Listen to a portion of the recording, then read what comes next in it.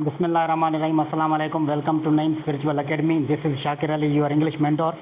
What we are going to learn today is the importance of English and its basic grammar. So without wasting time, let's move forward to our topic.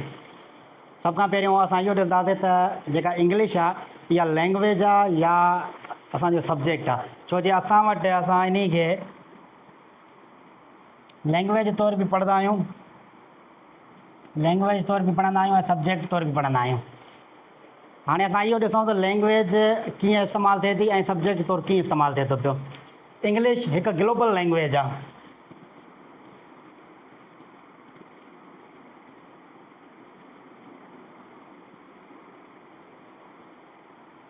Global language जो मतिलबु आहे त अहिड़ी ॿोली जेका पूरी दुनिया में ॻाल्हाई वञे थी पई।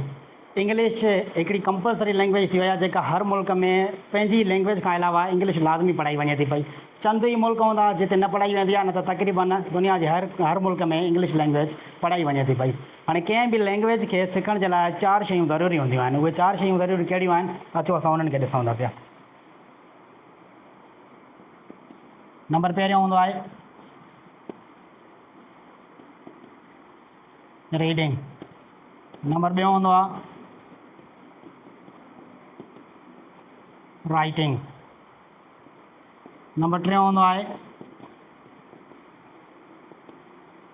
लिसनिंग ऐं नंबर 4 आहे स्पीकिंग।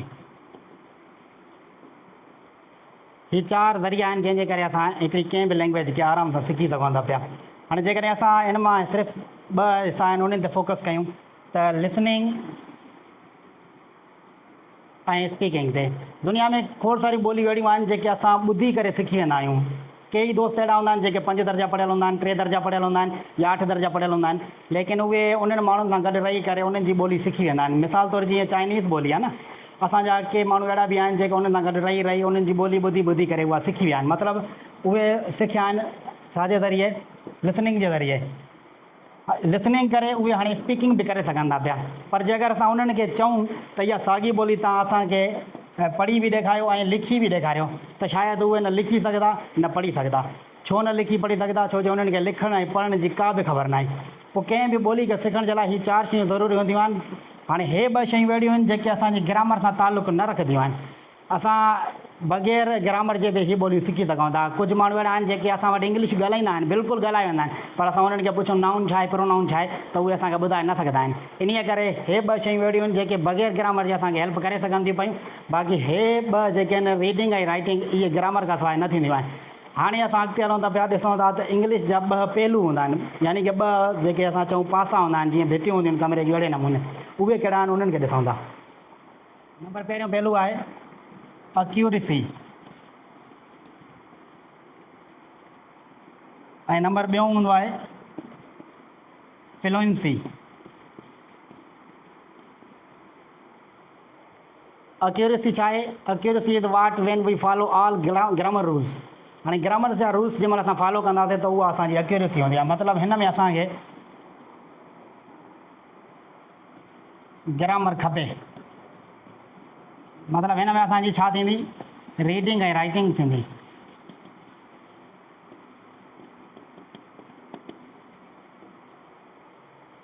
लेकिन फ्लुएंसी छा आहे? फ्लुएंसी में असां स्पोकन इंग्लिश हूंदी आहे जेका असां ॻाल्हायूं, उन में भले ग्रामर मिस्टेक्स करे वञूं था। असां काथे डज़ इस्तेमालु करिणो, उते डू इस्तेमालु करियासीं, काथे इज़ करिणो, उते आर करियासीं, नो प्रॉब्लम। उते असां फोकस कंदा आहियूं सिर्फ़ु स्पीकिंग ते, जेका ॻाल्हि असां सम्झाइणु चाहियूं था उहा अॻे माण्हू खे सिर्फ़ु सम्झ में अचे।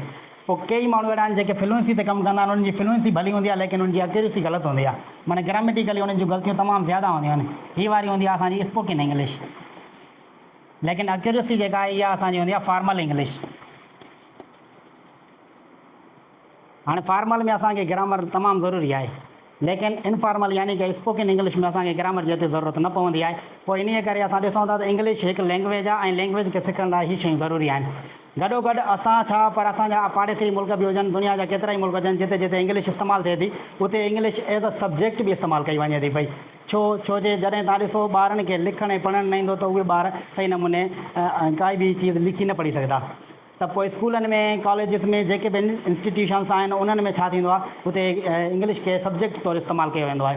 पोइ असां वटि बि हिते ई सब्जेक्ट तौरु इस्तेमालु थींदो आहे, पर गॾोगॾु जॾहिं असां सब्जेक्ट खे सुहिणे नमूने पढ़ी वेंदासीं त असां हिकिड़ी सुठी लैंग्वेज ॻाल्हाए सघंदासीं, माना लैंग्वेज ॻाल्हाए सघंदासीं, पढ़ी सघंदासीं, लिखी सघंदासीं। माना इंग्लिश खणी चइजे त असांजी लैंग्वेज बि आहे, सब्जेक्ट बि आहे। हाणे असां अॻिते रहूं था त ग्रामर छा आहे उन खे ॾिसूं था पिया। ग्रामर सभ खां पहिरियों लफ़्ज़ ग्रामर ते ध्यानु कयूं था त ग्रामर जी जेका सभ खां पहिरियां स्पेलिंग हूंदी आहे न, स्पेलिंग हूंदी आहे उन में आख़िर में AR हूंदो आहे। पर कुझु दोस्त अहिड़ा हूंदा आहिनि जेके अक्सर न सभ खां पहिरीं ग़लती त इहा कंदा आहिनि त उहा MMER लगाए छॾींदा आहिनि। हाणे ER वारी स्पेलिंग बिल्कुलु ग़लति आहे। अहिड़ो को इंग्लिश लैंग्वेज में अहिड़ो को लफ़्ज़ु आहे ई कोन। पर जेकॾहिं असां चऊं त को हथरादू लफ़्ज़ त पोइ उहो इहो थी सघे थो पियो छोला विकिणण वारो, छो जे ग्रेम लफ़्ज़ जी माना हूंदी आहे छोला ऐं ग्रेमर थी सघे थो कीअं त असां पंहिंजो हथरादू लफ़्ज़ इस्तेमालु कयूं त इहो थी सघे थो पियो। सभ खां पहिरियों जी स्पेलिंग में जेको आहे न करेक्शन करे छॾिजे त AR ॾींदासीं त इहा असांजी असल ग्रामर आहे जेका बुनियादु हूंदी आहे कंहिं बि ॿोली जो लिखण ऐं पढ़ण जो। अॻिते हलूं था। हाणे ग्रामर खे असां सिंधी में चवंदा आहियूं व्याकरण। हाणे खोड़ सारा दोस्त चवंदा सर इहे असां त वर्ड ई अॼु ॿुधंदा पिया, व्याकरण अहिड़े लफ़्ज़ असां ॿुधो ई न आहे। हाणे व्याकरण खे आसान लफ़्ज़नि में चऊं त सिंधी में हिनखे चयो वेंदो आहे चकास करणु।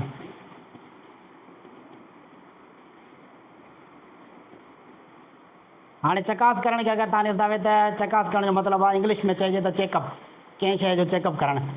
जीअं हिकिड़ो मरीज़ कंहिं डॉक्टर वटि वेंदो आहे, उनखे ॿुधाईंदो आहे सर मूंखे बुखार आहे, त उहो डॉक्टर सभ खां पहिरियां उन खे इंजेक्शन या टेबलेट वग़ैरह न ॾींदो आहे। सभ खां पहिरियां उनखे चेक कंदो आहे थर्मामीटर जे ज़रिए या BP चेक कंदो आहे, तुंहिंजो BP केतिरो बीठो आहे, थर्मामीटर जे ज़रिए चेक कंदो आहे तुंहिंजो बुखार केतिरो बीठो आहे। पोइ हुनजो मर्ज़ मालूम करण खां पोइ डॉक्टर ओड़े हिसाब सां हुनजो इलाजु कंदो आहे। त पोइ पाण खणी ईअं सम्झो त हीअ ग्रामर जेका आहे न हिकिड़ो असांजे लाइ पेशेंट आहे, मरीज़ आहे। हाणे हीअ असां वटि आयो आहे, चवे थो त मूंखे मर्ज़ घणा अथव, मर्ज़ बि तव्हां पाण ॻोल्हियो ऐं उन्हनि जो इलाज बि तव्हां पाण कयो। ऐं हिन जा जेके माहिर डॉक्टर सर्जन आहियूं उहे पाण आहियूं। इनशाला पाण हिन जा सुठे नमूने डॉक्टर बणिजी करे इलाजु कंदासीं, जेके बि हिन खां मर्ज़ हूंदा उहे हल कंदासीं पिया।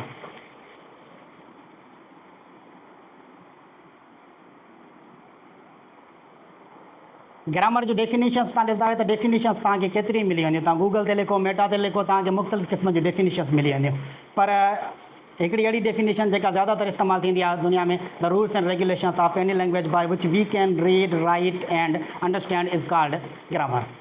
अक्सर इहा इस्तेमालु कई वेंदी आहे। हाणे तव्हां ॾिसो त इन में रीड ऐं राइट वारो कॉन्सेप्ट अची वियो, जेका पहिरियों मां ॻाल्हि करे आयुमि त कंहिं बि ॿोली खे सुठे नमूने लिखण ऐं पढ़ण जे लाइ असांखे रीडिंग ऐं राइटिंग ज़रूरी आहे। ऐं रीडिंग ऐं राइटिंग जो बुनियादु जेको आहे उहो फ़क़ति ग्रामर आहे। हाणे सभ खां पहिरियों तव्हां इहो ॾिसो त जेके बि दुनिया में ॿोलियूं आहिनि हर ॿोली जी ग्रामर न थींदी आहे। ग्रामर कहिड़ी ॿोलियुनि जी थींदी आहे उन खे थोरो असां ॾिसूं था पिया।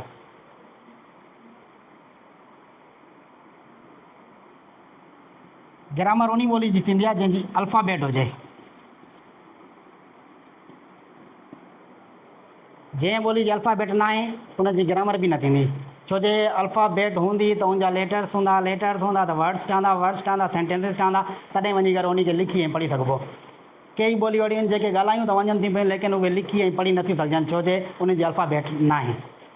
हाणे असां वटि जेके हिते पाकिस्तान में या असांजे हिन इलाइक़े में जेके ज़्यादातर ॿोलियूं आहिनि जेके असां इस्तेमालु बि कंदा आहियूं, पढ़ंदा बि आहियूं, उहे 4 ॿोलियूं असां वटि इस्तेमालु कयूं वेंदियूं आहिनि। पहिरीं हूंदी आहे इंग्लिश लैंग्वेज, ॿी आहे उर्दू लैंग्वेज ऐं टीं आहे सिंधी लैंग्वेज। चौथीं असां वटि बीइंग मुस्लिम इस्तेमालु कई वेंदी आहे अरबिक। हीअ असां वटि 4 लैंग्वेजिस आहिनि जेके ज़्यादा इस्तेमालु कयूं वेंदियूं आहिनि, जंहिं ते असांखे फोकस करण जी ज़रूरत हूंदी आहे। हाणे इंग्लिश खे तव्हां ध्यानु सां ॾिसंदा त इंग्लिश जी अल्फ़ाबेट थींदी आहे जंहिंजा 26 लेटर्स हूंदा आहिनि। अहिड़े नमूने उर्दू ते फोकस कंदो त उर्दू जा 37 बि हूंदा आहिनि, 38 बि हूंदा आहिनि। जेकॾहिं छोटी जे ऐं बड़ी जे खे असां अलॻि अलॻि कयूं त पोइ 38, जेकॾहिं गॾु मिलायूं त पोइ 37। अहिड़े नमूने असांजी सिंधी लैंग्वेज आहे उन जा लेटर्स हूंदा आहिनि 52, यानी कि 52। अरबिक जा असांजा लेटर्स हूंदा आहिनि 29। ही 4 लैंग्वेजिस आहिनि जेके असां वटि ज़्यादा इस्तेमालु कयूं, जंहिंजे असां अल्फ़ाबेट पढ़ंदा आहियूं। हाणे अल्फ़ाबेट आहे त तव्हां पाण सम्झी वञो त इन्हनि ॿोलियुनि जी जेका आहे न ग्रामर बि थींदी। ग्रामर थींदी, तंहिंजे करे असां उन्हनि खे सुहिणे नमूने लिखी सघंदासीं। उन्हनि जा वर्ड्स ठहंदा, साउंड ठहंदा, वरी उन्हनि जा सेंटेंसिस ठहंदा, फ्रेज़िस ठहंदा, मतिलबु असां उन खे लिखी पढ़ी सघूं था पिया। जीअं सराइकी ॿोली आहे, पंजाबी ॿोली आहे, ज़्यादातर असां वटि इहे ॿोलियूं घटि इस्तेमालु थींदियूं आहिनि। थी सघे थो उन्हनि जे मथां कंहिंजी ग्रामर हुजे, पर मुंहिंजी नज़र में हिन जी ग्रामर कोन्हे का। हाणे ग्रामर जी हिकिड़ी डेफिनेशन हिते लिखी पई आहे त a set of rules to build sentences which helps us understand clearly, माना क़ाइदनि ऐं क़ानूननि जो हिकु अहिड़ो सेट जेको असांखे सेंटेंस ठाहिण में हेल्प करे, मदद करे त जीअं असां उन खे बआसानी सम्झी सघूं। बसि शॉर्ट डेफिनेशन आहे, वैसे हिन जी डेफिनेशन तव्हांखे ज़्यादा मिली वेंदियूं। हाणे जेकॾहिं असां इन खे फॉलो कंदासीं त पोइ असांखे हाणे अल्फ़ाबेट ते ॻाल्हि हली पए त ग्रामर थींदी आहे उन ॿोली जी जंहिंजी अल्फ़ाबेट हुजे। हाणे सिधी सही ॻाल्हि आहे, जंहिंजी अल्फ़ाबेट हूंदी उन जा लेटर्स बि हूंदा। ऐं असां इंग्लिश पढ़ूं था पिया त असां सिर्फ़ु ऐं सिर्फ़ु इंग्लिश जी ॻाल्हि कंदासीं त इंग्लिश जा जेके लेटर्स आहिनि 26 आहिनि, लेकिन जेके हिननि जा साउंड्स ठहंदा आहिनि उहे साउंड्स आहिनि असां वटि 44 साउंड आहिनि। ये लेटर्स जीअं A B C up to Z. वरी अल्फ़ाबेट जा टाइप बि थींदा आहिनि, स्मॉल अल्फ़ाबेट आहे, कैपिटल अल्फ़ाबेट आहे। हिते ॾिसो, हाणे असां ॾिसूं था लेटर्स चवंदा आहिनि, वर्ड्स चवंदा आहिनि। लेटर्स ए बी सी असां पोइ हिते ॾिसी आयासीं त ए बी सी, नंढी ए बी सी हुजे या वरी वॾी ए बी सी हुजे अप टू ज़ेड, इहे सभु लेटर्स आहिनि। अल्फ़ाबेट जी जेके बि निशानियूं आहिनि उन्हनि खे असां लेटर्स चवंदा आहियूं। ऐं लेटर्स उहो हूंदो आहे जंहिंजो को साउंड बि हुजे, यानी कि उनजो को आवाज़ु निकिरे। हाणे आवाज़नि ते ईंदासीं त ए जा आवाज़ तमामु ज़्यादा हूंदा आहिनि, उहे तव्हां बेसिक पढ़ी चुका हूंदव, तव्हांखे ख़बर हूंदी। अहिड़े नमूने बी जो बि साउंड थींदो आहे, सी जो साउंड थींदो आहे, मुख़्तलिफ़ साउंड्स हूंदा आहिनि, किथे कहिड़ा उनजा अलॻि रूल्स आहिनि। ऐं इहे साॻिया ई लेटर्स मिली करे वर्ड्स ठहींदा आहिनि।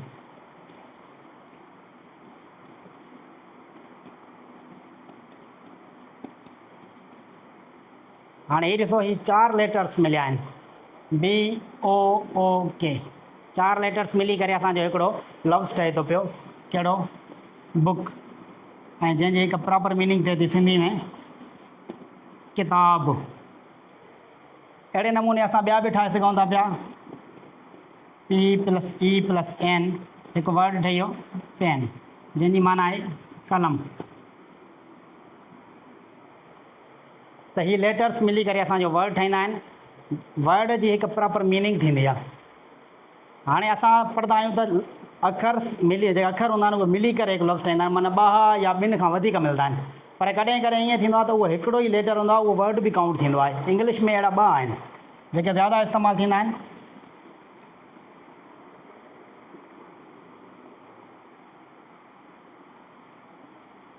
आई ऐं ए। हिननि खे ॾिसो त इहे लेटर्स बि आहिनि, ABC में पढ़िया हूंदा तव्हां, ए बि पढ़ियो हूंदो, आई बि पढ़ियो हूंदो, लेकिन इहे 2 वरी वर्ड बि आहिनि, छो जो हिनजी हिकिड़ी प्रॉपर मीनिंग आहे। आई जी माना थींदी आहे मां या आउं। अहिड़े नमूने ए जी माना थींदी आहे हिकु, तादाद ॿुधाइण जे लाइ कमु ईंदो आहे। आर्टिकल बि आहे। हे 2 अहिड़ा आहिनि जेके असां चऊं खणी त रिआयत आहे हिननि सां। इहे 2 लेटर्स में बि काउंट थी सघनि था, वर्ड्स में बि काउंट थी सघनि था पिया। ओके, उमेद ही तव्हांखे सम्झ आयो हूंदो। हाणे अॻिते हलूं था पिया।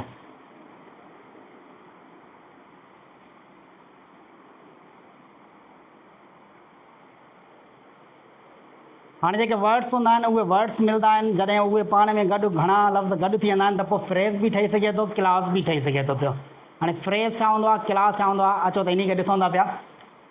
फ्रेज़ असां चवंदा आहियूं त लफ़्ज़नि जो मेड़ हूंदो आहे, अ ग्रुप ऑफ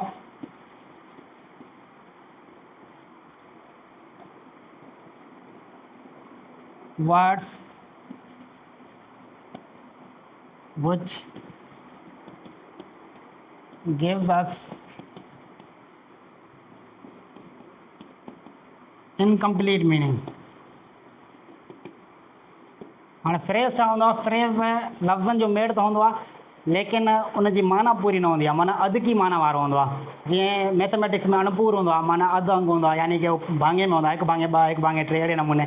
त हे बि असांजो अणपूरो जुमिलो थी वेंदो आहे, माना अधु की मीनिंग हूंदी आहे हिन जी। मिसाल तौरु मां चवां इन द रूम, कमरे में। हाणे कमरे में छा आहे का बि ख़बर न आहे असांखे, कहिड़ी बि शइ थी सघे थी, मतिलबु हिन जी माना अधु की आहे। लेकिन अगरि असां इन खे विरजा ॾिसूं त हे लफ़्ज़नि जो मेड़ आहे।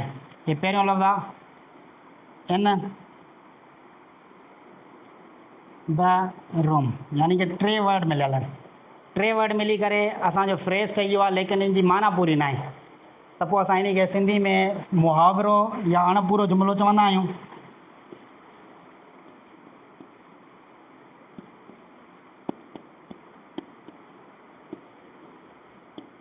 मुहावरो या अणपूरो जुमिलो या फ़िक्रो बि चयो वेंदो आहे इन खे, त हीउ फ़िक्रो आहे, इन जी पूरी माना न आहे, अधु की माना आहे। अहिड़ा मिसाल असां ॿिया खोड़ बि वठी सघूं था पिया, पर इन जी डेफिनेशन इहा हूंदी आहे त हीउ इनकम्पलीट सेंस हूंदो आहे, मतिलबु हिन मां पूरो सेंस न मिलंदो आहे असांखे।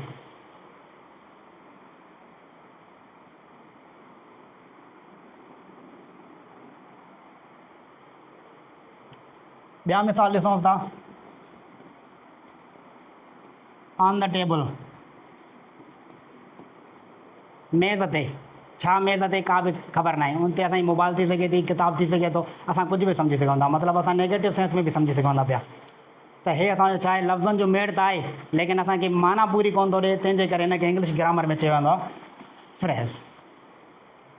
उमेदु तव्हांखे फ्रेज़ सम्झ में आयो हूंदो। हाणे थोरो क्लास जी तरफ़ हलूं था, पोइ तव्हांखे इन ॿिन्ही में जेको डिफरेंस आहे उहो बि क्लियर थी वेंदो।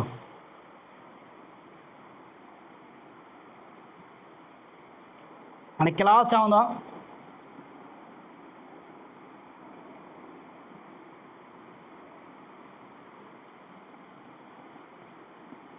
a group of words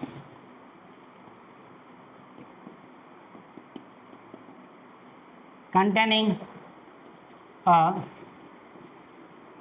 subject and a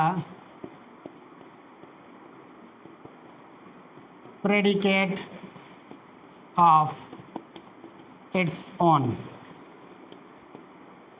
लफ़्ज़नि जो मेड़ हूंदो आहे, पर इहो मुश्तमिल हूंदो आहे छा ते, हिकु सब्जेक्ट ते ऐं हिकु प्रेडिकेट ते। सब्जेक्ट तव्हां असां दोस्तनि खे ख़बर हूंदी आहे त जेको जुमिले में कम जो कंदड़ हूंदो आहे उहो असांजो सब्जेक्ट हूंदो आहे, लेकिन प्रेडिकेट छा आहे, थोरो इन ते बि नज़र कयूं था प्रेडिकेट छा हूंदो आहे।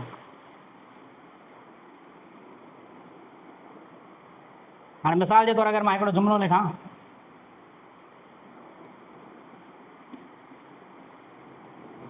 आई प्ले क्रिकेट, सिंपल जुमिलो आहे। हाणे हिन खे असां ॾिसंदासीं त हीउ वारो जेको आहे इहो असांजो सब्जेक्ट आहे ऐं प्ले असांजो वर्ब आहे, हे ऑब्जेक्ट आहे।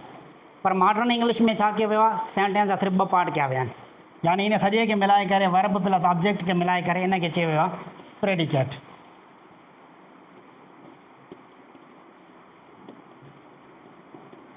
आसान लफ़्ज़नि में चऊं त प्रेडिकेट उहो हूंदो आहे जेको असांखे सब्जेक्ट जे बारे में मालूमात ॾींदो आहे त सब्जेक्ट छा आहे। हाणे सब्जेक्ट आहे, कमु कहिड़ो करे थो, खेॾण जो, छा खेॾे थो, क्रिकेट खेॾे थो, त हे बक़ायो हिसो जेको आहे इहो असांजो हिन सब्जेक्ट जो प्रेडिकेट सम्झो वेंदो आहे। पोइ क्लास में हिकु सब्जेक्ट हूंदो आहे ऐं हुनजो प्रेडिकेट हूंदो आहे।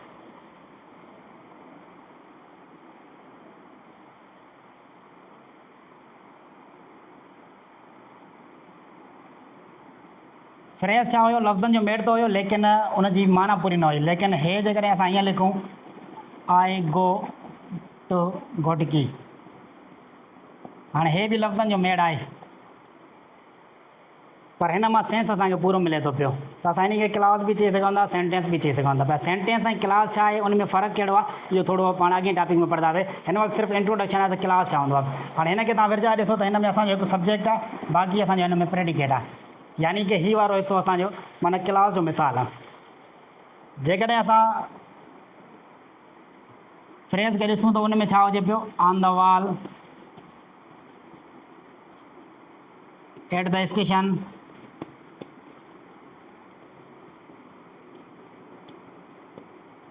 अहिड़ा मिसाल हुया। हाणे हिन में बि लफ़्ज़नि जो मेड़ आहे, हुन में बि आहे, लेकिन फ़र्क़ु कहिड़ो आहे त हिन में असांजो वर्ब इस्तेमालु कयो वियो आहे, यानी कि असांखे इहा ॻाल्हि यादि रखणी आहे त क्लास में वर्ब हूंदो आहे, लेकिन असांजे फ्रेज़ में वर्ब न हूंदो आहे। ऐं वर्ब खे असां ईअं चई सघूं था पिया त जुमिले जो हिकु इम्पॉर्टेंट हिसो हूंदो आहे जेको वर्ब अचण सां उन सेंटेंस जी माना पूरी कंदो आहे या उन क्लास जी माना पूरी कंदो आहे। माना वर्ब ईअं आहे जीअं असां भाॼी में गिहु चऊं त भाॼी गिह खां सवाइ न पचंदी आहे, अहिड़े नमूने क्लास या सेंटेंस वर्ब खां सवाइ न ठहंदो आहे। हाणे के तव्हां वर्ब में क्लास अहिड़ा बि ॾिठा हूंदा या तव्हां सेंटेंस अहिड़ा बि ॾिठा हूंदा जेके सिर्फ़ु हिकिड़े लफ़्ज़ ते महदूद हूंदा आहिनि।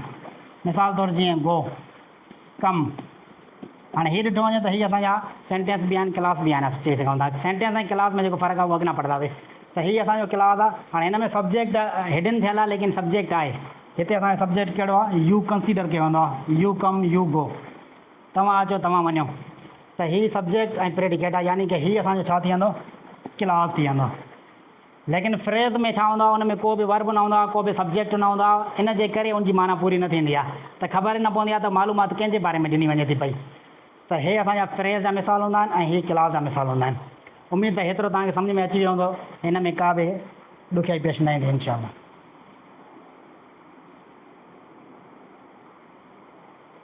अचो थोरो रिव्यू करे ॾिसूं था जेको असां पढ़ियो हाणे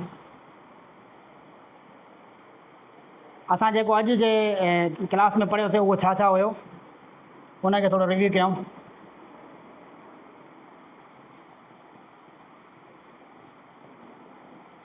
असां पढ़ियोसीं इंग्लिश लैंग्वेज बि आहे ऐं गॾोगॾु सब्जेक्ट बि आहे इंग्लिश जी इम्पोर्टेंस केतिरी आहे त असांजी पूरी दुनिया में असांखे हेल्प करे सघे थी पई असांखे जेकॾहिं सुहिणे नमूने लिखण ऐं पढ़णु अची वेंदी त असां दुनिया में किथे बि वञूं असांखे लिखण में या पढ़ण में का बि तकलीफ़ न ईंदी गॾोगॾु असां ॻाल्हाए बि सघंदासीं माना पहिरियां असांखे एक्यूरेसी सही करणी आहे जेको ग्रामर जा रूल्स आहिनि उहे पोइ स्पोकन इंग्लिश असांजी परफेक्ट थी सघे थी पई स्पोकन इंग्लिश असां जॾहिं ॻाल्हाईंदासीं पोइ उन में ॻाल्हाइण जे दौरान ग़लतियूं बि थी वेंदियूं को मसइलो न आहे असांजी आहिस्ता आहिस्ता फ्लुएंसी ठीकु थी वेंदी ऐं जेका लैंग्वेज हूंदी आहे उन लैंग्वेज जी कान का ग्रामर थींदी आहे ऐं ग्रामर जेका आहे डिपेंड कंदी आहे छा ते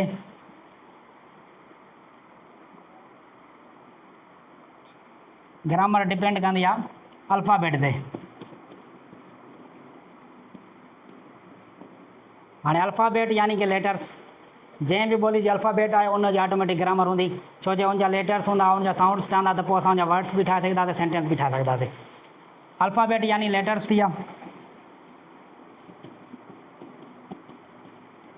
वरी इहे लेटर्स मिली करे